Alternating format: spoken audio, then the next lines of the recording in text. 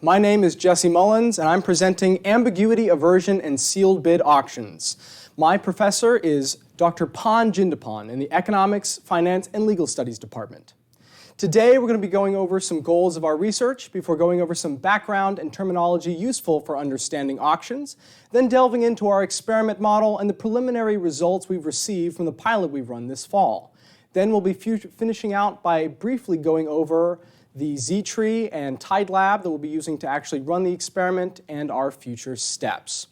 Now, first and foremost, the goal of our research is to contribute to the understanding of auction theory in a practical context. Now, there are many different studies currently exploring auction theory or the behavioral trends associated with auctions in a variety of contexts. However, many of these studies assume that a bidder knows the valuation distribution of other bidders in the system. Now, we'll get to what that means later, but suffice to say that this model may not be very accurate for practical contexts, where there's a great degree of ambiguity in such systems. Our research is designed to analyze how risk and ambiguity aversion impact player bids and revenues in a first-price sealed bid auction. Now, what does that mean? First and foremost, a first-price auction is what many of us think of when we imagine an auction, where the highest bidder wins and that person pays the value of their bid. This is contrasted by a second-price auction, where the highest bidder wins, but they pay the value of the second highest bidder. Moving on, we have a sealed bid auction as opposed to an open bid auction.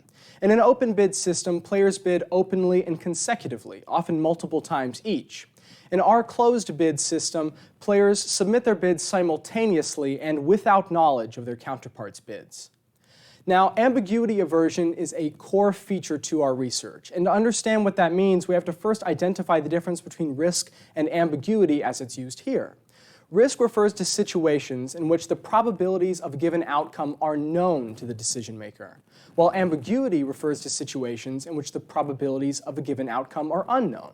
To illustrate this concept, I've included one of the most well-known theories regarding risk versus ambiguity, which is called the Ellsberg paradox. Consider the graph that we have here. On the left, we have an urn that contains 50 red and 50 black balls. On the right, we have an urn that also contains 100 balls, but with an unknown distribution of red and black balls in it. Now, mathematically, both of these urns produce identical odds of drawing either a red or black ball. But research shows us the vast majority of participants prefer urn A to urn B. This idea of avoiding ambiguity or ambiguity aversion is instrumental in understanding human behavior in a variety of situations. Now, to understand and analyze these trends, we've created a two-section experiment, the first of which consists of 4 sets of 15 sealed bid auctions. And the second set consists of 6 sets of questionnaires designed to identify a switchover point, or a point at which a participant feels the potential reward outweighs the possibility of failure. Now, let's look at this in context. As we said before, participants enjoy 4 sets of 15 sealed bid auctions in the first section of our experiment. They start at each auction by drawing a ball from a hypothetical box, either a red or blue ball. Now, as you can see, there are 4 different sets, and as players go from set to set, the distribution of balls in the box changes. You notice in set 1, there are 2 red balls and 8 blue balls, meaning they're far more likely to draw a blue ball than a red one. Now, after a player draws a ball, its value is randomly determined. If they drew a red ball, its value is between 1 and 50, and if they drew a blue ball, its value is between 1 and 100. In the first 3 sets, the distribution is known to the players. However, in set 4, the distribution of balls in the box is unknown, inserting a high degree of variability and ambiguity into the set. Now, after they draw the ball and have its value determined, each player has the opportunity to submit a bid in order to try and retain it. If they bid higher than their counterpart, their payoff is equal to the value of their ball minus the bid, and their counterpart receives nothing. So this is an example of what a player may see when they're going through our auction experiment. In Figure 1, you can see the value and bid history from previous rounds. In Figure 2, you can see the distribution of the box in the given round. And then Figure 3, a player is told whether they drew a blue or red ball and what its value is. So for example here, this player drew a blue ball with a value of 8. And then in Figure 4, players have the opportunity to submit their bids in order to try and retain their ball. Now, this system incentivizes players to bid low in order to maximize their value, while still outbidding their counterpart.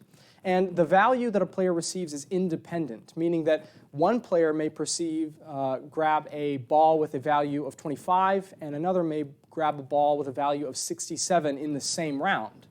Meaning that players round to round have to assess their willingness to take risks when they don't know the valuation that other players receive. And we can identify trends related to this ambiguity behavior that allow us to derive trends like the ones that you see here.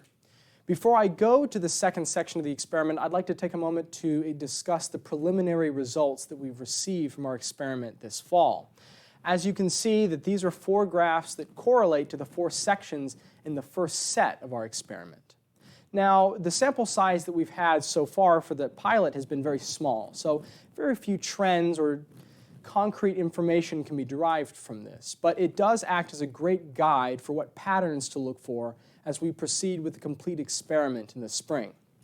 You can see that in these graphs, the value that a player receives is charted on the x-axis, and their subsequent bids are charted on the y-axis. Now, a data point very close to the reference line that you see suggests a very small difference between the value and the bid, which can suggest a high degree of ambiguity or risk aversion, which is something that we look for and is a high interest for the study.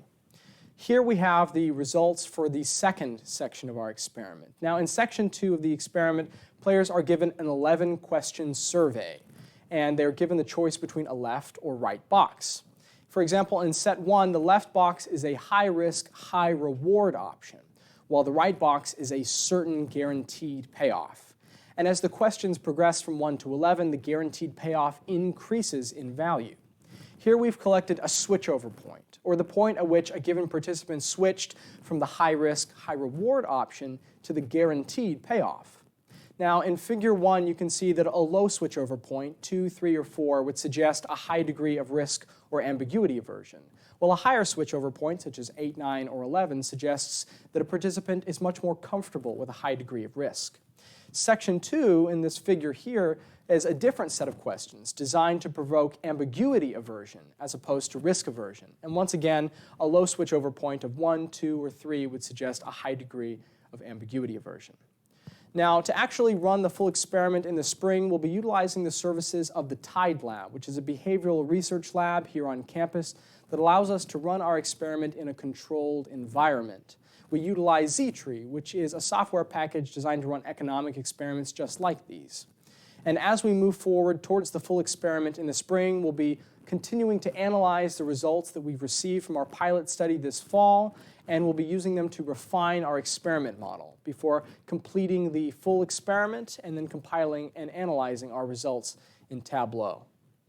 Any questions?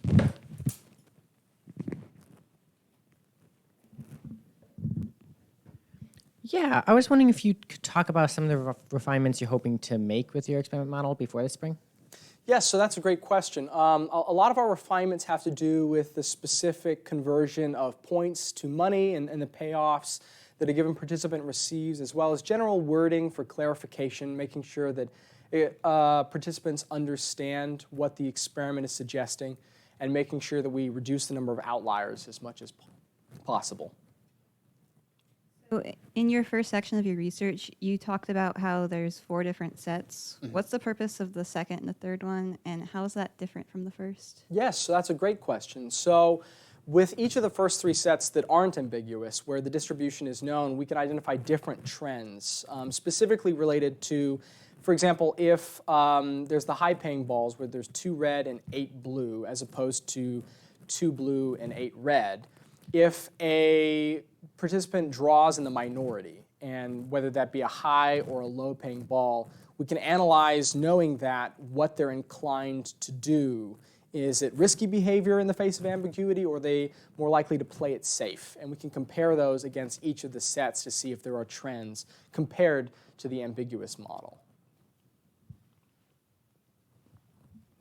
What are some real-life examples of systems like the blind auction being used? That's a great question. So As for auctions as a whole, a lot of the applications would include some online advertising models, things like online marketplaces like eBay, or obviously auctions themselves. But ambiguity as a whole can be applied to a wide variety of different situations beyond just the specific auction type that we're using here. So early on, I think when you introduced the two urns, you said the capacity of each urn was the same, about 100 Yes. balls. What happens if like the capacity of the ambiguity urn changes? Like you only have 2 balls or you had 1,000 balls.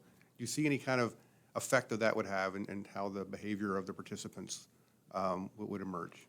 That's a great question. I would need to look into the original material that Ellsberg analyzed, but the theory surrounding the Ellsberg paradox is actually one of the largest studied applications of risk versus ambiguity theory. We aren't specifically looking into things related to his urn experiment, but I know that there's a great degree of material on what happens when you change various features of that model. And I would also be interested to see how those would change under different conditions, but I would need to look that up separately.